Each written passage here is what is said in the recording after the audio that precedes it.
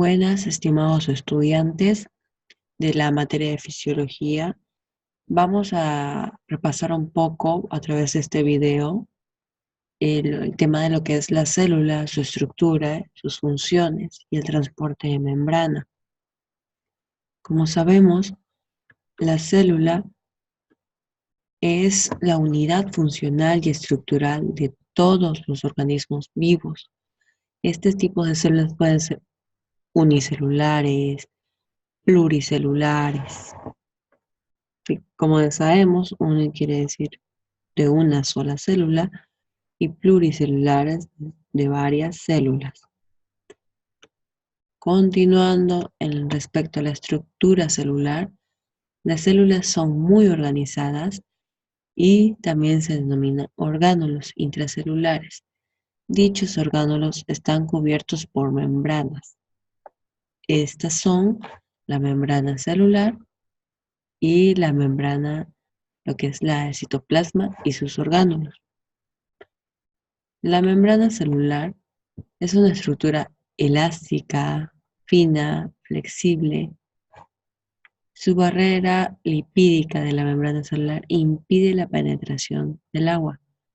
La estructura básica consta de una bicapa lipídica.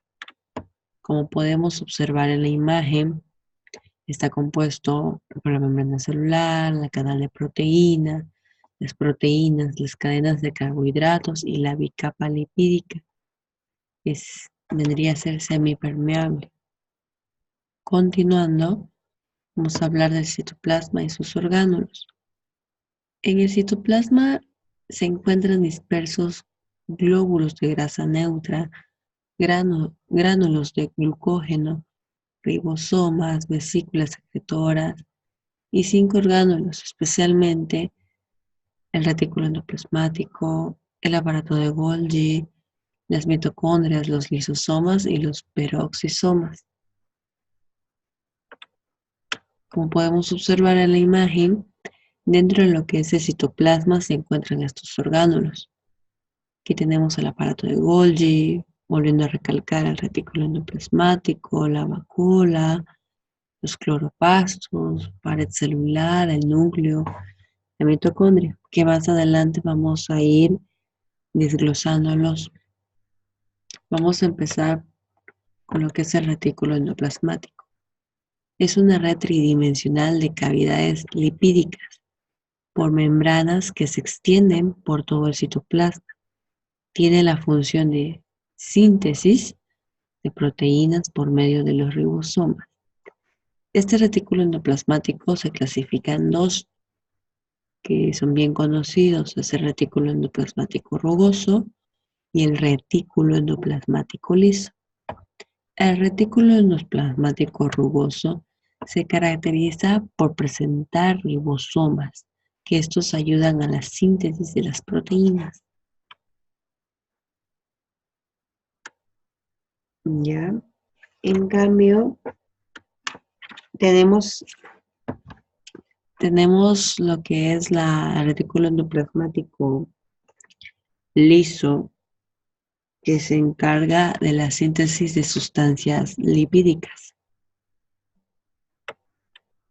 Como pueden observar, se encuentra dentro de lo que es el citoplasma. El aparato de Golgi, formado habitualmente por 4 o más capas apiladas de vesículas, cerradas, finas y planas. Las sustancias procesadas en el aparato de Golgi se forman en lisosomas, vesículas secretoras y otros componentes. Como veíamos anteriormente en lo que es el retículo endoplasmático rugoso por parte de los ribosomas, los resultados de su síntesis llegan a formar parte del aparato de Golgi, o sea, las vesículas para el transporte, el lumen, vesículas recién formadas, y como podemos ver sus cisternas.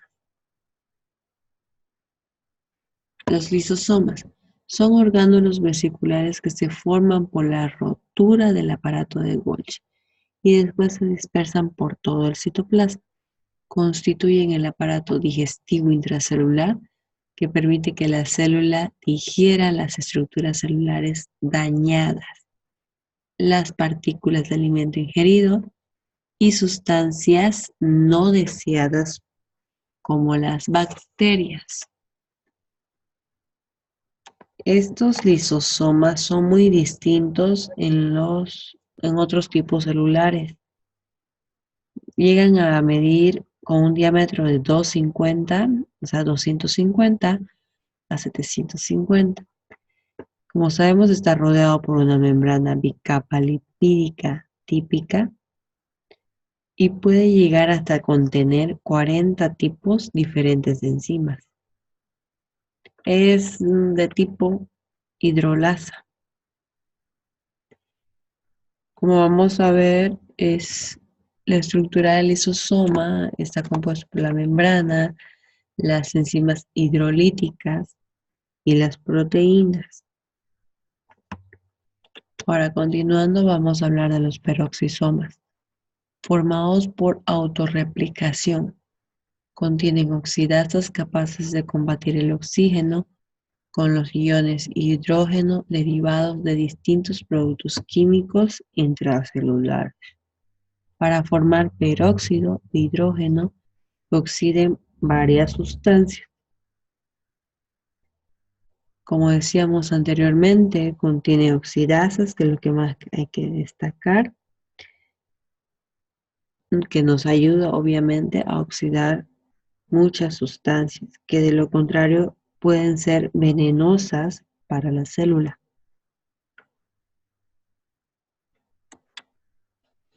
Las vesículas secretoras tienen la función de secreción de sustancias químicas, especialmente para activar la secreción en las funciones digestivas sobre el alimento en el aparato digestivo.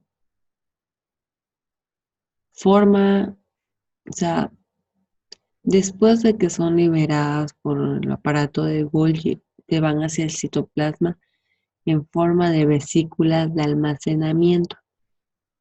Estas se conocen, como decíamos, las vesículas secretoras o gránulos secretores. Continuando, vamos a ver un poco de lo que es las vesículas secretoras.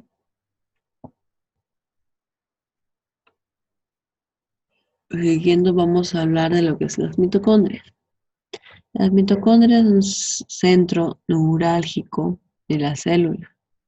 Sin ellas no serían capaces de extraer energía suficiente en los nutrientes. En ellas lo que se produce el famoso ATP, lo que es el adenosín-3-fosfato, compuesto principalmente por dos membranas que también son de bicapa lipídica y proteínas, una membrana externa y una membrana interna.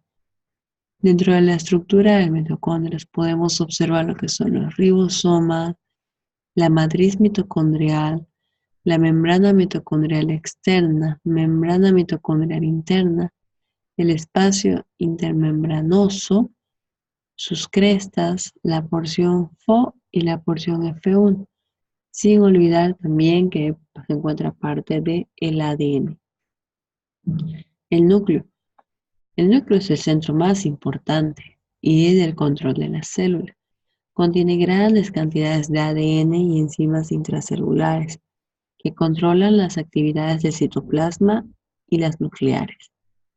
Dentro del núcleo celular podemos encontrar la cromatina, el cromosoma, el nucleolo, nucleoplasma, poro nuclear, la membrana interna, la membrana externa y la envoltura nuclear.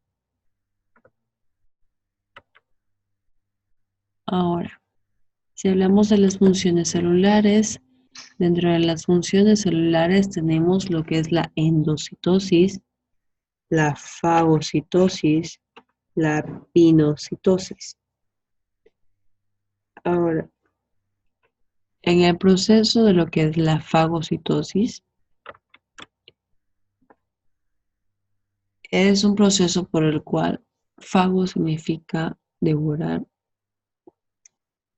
comer, tragar. Entonces, La fagocitosis se produce del mismo modo que la pinocitosis, en grandes rasgos, pero no implica la participación de partículas grandes y no moléculas.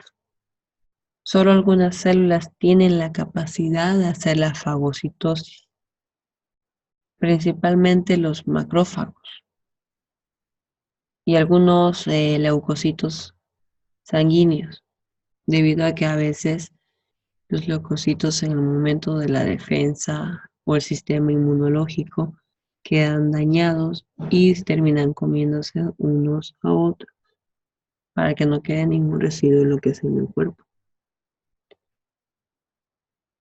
Ahora, si hablamos de la pinocitosis, es el único medio por el cual las principales macromoléculas grandes, como la mayoría de las moléculas proteicas, pueden entrar en las células. La velocidad con que se forman las vesículas de pinocitosis suelen aumentar cuando estas macromoléculas se unen a la membrana celular. La espinocitosis, como sabemos, se produce continuamente en las membranas celulares de la mayoría de las células, pero es especialmente rápida en algunas de ellas. Si daríamos un ejemplo, podríamos decir igual forma que los macrófagos son mm, aquellas que producen rápidamente la pinocitosis. Ahora, si continuamos con lo que es la endocitosis, se podría decir que si una célula va a vivir, crecer y reproducirse, debe obtener nutrientes y otras sustancias de los líquidos circundantes. La mayoría de estas sustancias atraviesan la membrana celular por difusión y transporte activo. Entonces, las partículas más grandes entran a la célula mediante una función especializada de la membrana celular, que se denomina endocitosis. Dentro de las formas principales de endocitosis estaban las que ya mencionamos, la fagocitosis y la pinocitosis. Ahora, continuando, vamos a hablar un poco del transporte de la membrana celular.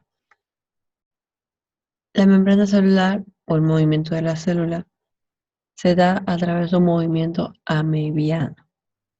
Es consecuencia de la formación continua de una membrana celular nueva en el extremo directo del pseudópodo y la absorción continua de la membrana en las porciones medias y su posterior a la célula.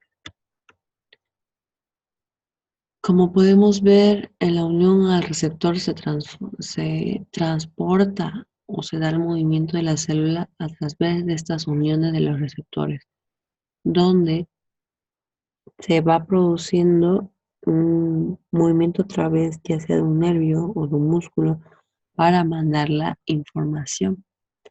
Aquí es donde podemos ver el trabajo de la endocitosis que mencionábamos, que son parte, que dentro de la endocitosis está la pinocitosis y la fagocitosis, como resultado generando una exocitosis. Por medio de esto es el que se da el movimiento de la célula. Va avanzando, como decíamos anteriormente, con un movimiento amebiano, que se puede llegar a observar en las amebas a través del microscopio.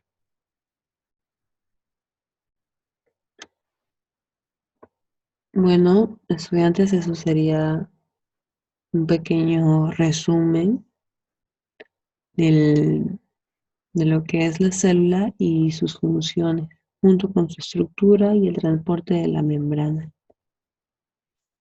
Esta, este documento impreso va a estar para su acceso para que puedan analizarlo cuidadosamente y poder utilizar el material como ustedes deseen, ¿no? Muchas gracias por su atención.